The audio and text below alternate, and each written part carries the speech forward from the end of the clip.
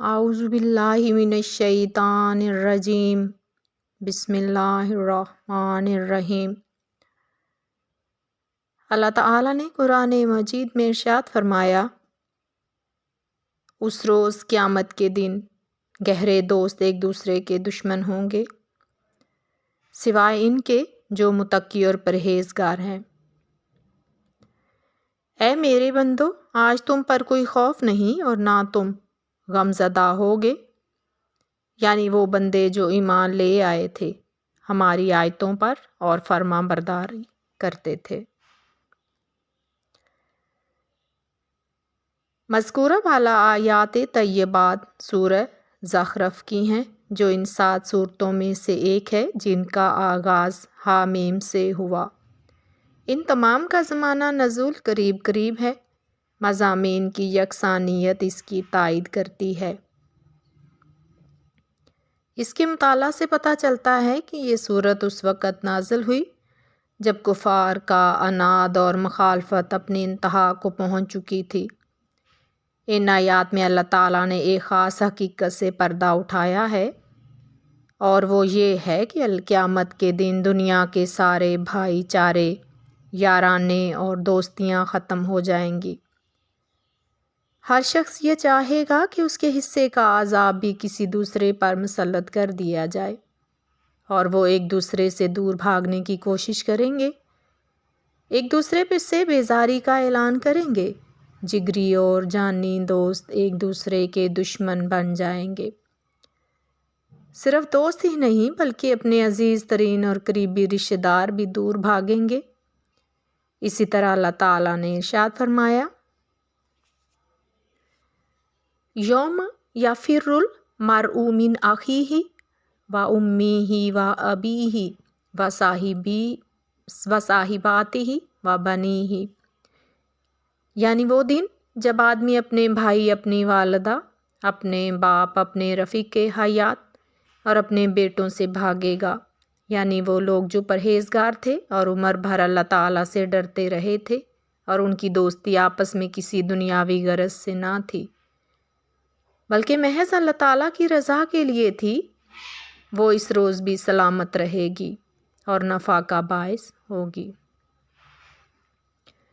حضرت انس رضی اللہ تعالیٰ عنہ سے روایت ہے، انہوں نے کہا کہ حضور صلی اللہ علیہ وآلہ وسلم نے ارشاد فرمایا، اللہ تعالیٰ کے سوا کچھ ایسے بندے ہیں جن کے لیے قیامت کے دن منبر بچھا دیے جائیں گے جن پر وہ جلوہ افروز ہوں گے۔ وہ ایسی قوم ہے جن کے لباس اور چہرے نورانی ہوں گے، نہ وہ انبیاء ہوں گے نہ شہداء، بلکہ وہ ان کی عزت افزائی دیکھ کر اس پر اشک کریں گے۔ تو صحابہ نے پوچھا، یا رسول اللہ صلی اللہ علیہ وآلہ وسلم، وہ کون لوگ ہوں گے؟ تو آپ نے فرمایا، وہ لوگ جو اللہ تعالیٰ کی رضا کے لیے آپس میں محبت کرتے ہیں اور ایک دوسرے سے اسی کے لیے ملاقات کرتے ہیں، اور وہ اللہ کی خوشنودی کے لیے آپس میں مل کر بیٹھتے تھے۔ ایک اور روایت میں آیا ہے کہ قیامت کے دن ایک مومن آدمی پیش کیا جائے گا، اس کی اعمال کا وزن کیا جائے گا، اس کی بدیاں اس کی نیکیاں سے وزنی ہوں گی، اس کو جہنم میں پھینکنے کا حکم دیا جائے گا۔ وہ عرض کرے گا، اے میرے پروردگار، مجھے تھوڑی سی مہلت دیجیے تاکہ میں اپنی والدہ سے کچھ نیکیاں مانگ لوں۔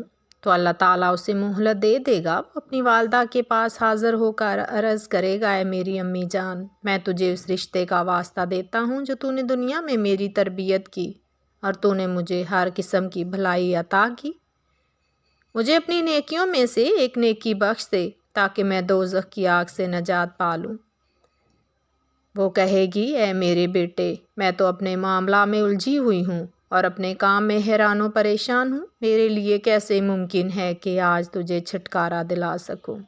تو وہ اپنی والدہ سے مایوس ہو کر اس کے بعد وہ اپنے تمام قریبی رشتہ داروں کے پاس حاضر ہو کر یہی سوال کرے گا، لیکن ہر طرف سے مایوسی کے سوا کچھ حاصل نہ ہوگا، تو اللہ تعالیٰ اسے جہنم میں داخل کرنے کا حکم دے گا۔ تو اسے اس حالت میں اس کا ایک جگری دوست دیکھے گا کہ اس کی جہنم کی طرف کھینچ کر لے جایا جا رہا ہے۔ تو اس کا وفادار دوست اسے کہے گا، میں اپنی تمام نیکیاں تجھے بخشتا ہوں، تاکہ ہم میں سے ایک تو جہنم کی آگ سے نجات حاصل کر لے۔ یہ بات اس سے کہیں آسان ہے کہ ہم دونوں جہنم میں داخل ہو جائیں، تو اس صورت میں اسے جنت میں داخل ہونے کا حکم دیا جائے گا۔ وہ جنت کی طرف تیزی سے جانے لگے تو راستے میں اسے ایک آواز سنائی دے گی کہ یہ جواں مردی نہیں کہ تو دوزخ میں پڑے ہوئے اپنے دوست کو بھول جائے اور خود جنت میں داخل ہو جائے۔ تو وہ سجدہ میں گر پڑے گا اور اپنے دوست کی شفاعت کرے گا، تو اللہ تعالیٰ ان دونوں کو جنت میں داخل ہونے کا حکم فرمائے گا۔ روایت میں ہے کہ جب قیامت کا دن ہوگا تو اللہ تعالیٰ اپنی بارگاہ میں دو مومن شخصوں کو حاضر کرنے کا حکم دے گا۔ ان دونوں میں سے ایک شخص کا نافرمان، ایک اللہ تعالیٰ کا نافرمان اور گناہ گار ہوگا، اور دوسرا متی اور نیکوکار ہوگا۔ ان دونوں کی موت ایمان پر ہوئی ہوگی اور وہ دونوں دوست ہوں گے، تو اللہ تعالیٰ جنت کے محافظوں کو حکم دے گا کہ وہ اطاعت گزاروں کو جنت میں داخل کریں اور اس کی عزت و احترام کریں۔ اللہ تعالیٰ فرمائے گا میں اس سے راضی ہوں، اور نافرمان اور گناہ گار کو جہنم میں لے جانے کا حکم ہوگا۔ اللہ تعالیٰ جہنم کے محافظوں کو حکم دے گا کہ وہ اسے خوب عذاب دیں، کیونکہ وہ دنیا میں شراب نوشی کرتا تھا، اور وہ شخص جو اطاعت گزار تھا وہ ہنستا مسکراتا جنت کی طرف چل پڑے گا۔ تو جب جنت کے نزدیک پہنچے گا تو وہ اپنے پیچھے سے ایک آواز سنے گا جو کچھ ایسی ہوگی: اے میرے دوست، اے میرے محبوب، میں تجھے اللہ کا واسطہ دیتا ہوں، مجھ پر رحم کر اور اللہ کی بارگاہ میں میری بخشش کی شفاعت کر۔ تو جب وہ نیکوکار یہ آواز سنے گا تو وہ وہیں کھڑا ہو جائے گا اور جنت میں داخل نہ ہوگا۔ اسے جنت کا داروغہ کہے گا کہ تو جنت میں داخل ہو جا اور اللہ تعالیٰ کا شکر بجا لا اس نعمت پر کہ تو نے دوزخ سے نجات حاصل کی۔ تو وہ کہے گا میں جنت میں داخل نہیں ہوں گا، تو مجھے جہنم میں لے چل۔ تو جنت کا داروغہ کہے گا میں تجھے دوزخ میں کیسے لے جاؤں، کیونکہ اللہ تعالیٰ نے مجھے حکم دیا ہے کہ میں تجھے جنت میں داخل کروں اور تیری خدمت کروں۔ وہ شخص کہے گا مجھے نہ تیری خدمت کی ضرورت ہے اور نہ ہی جنت کی۔ تو ایک پکارنے والا جنت کے رضوان کو آواز دے گا کہ میں سب جانتا ہوں جو میرے اس بندے کے دل میں ہے، لیکن تو اس سے پوچھ لے تاکہ تجھے معلوم ہو جائے کہ اس کے دل میں کیا ہے۔ تو جنت کا داروغہ اس شخص کے پوچھے گا تو اللہ کی جنت میں داخل کیوں نہیں ہوتا اور آگ کو کیوں پسند کرتا ہے؟ تو وہ جواب دے گا وہ گناہ گار جسے دوزخ کی آگ میں پہنچایا گیا ہے، اس کی دنیا میں میرے ساتھ شناسائی تھی، اس نے مجھے آواز دی اور معذرت کی اور مجھ سے شفاعت کا مطالبہ کیا۔ میں اسے جہنم سے نکالنے پر قادر نہیں ہوں اور نہ میں اسے جنت میں داخل کر سکتا ہوں، اس لیے میرے پاس اس کے سوا کوئی چارہ نہیں کہ میں جہنم میں داخل ہو جاؤں اور اس کے ساتھ عذاب میں مبتلا ہو جاؤں۔